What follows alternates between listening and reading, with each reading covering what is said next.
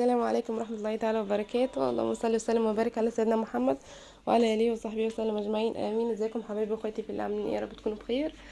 النهاردة الفيديو ده عبارة عن أدوات منزلية حديثة معمولة مخصوص للأطفال عشان تسهل عليكي التعامل معاهم والتربية الحديثة معاهم، وإن هم يعني يعتمدوا على نفسهم وما مش يلجأولك أو يحتاجوكي كتير في حياتهم.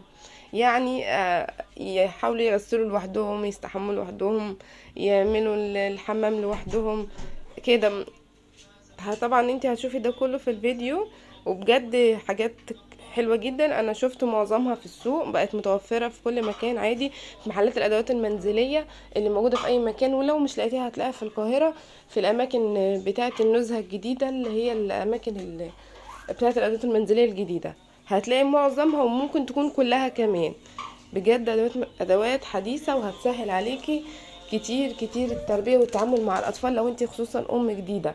وجربي، وانا جربت منها حاجات كده وبجد نفعت معايا يعني، وايه وكانت بتنجز. وفعلا يعني مفيش حاجة بتخترع الا لما بيكون لها لازمة، طبعا الا في حاجات تفاهات يعني.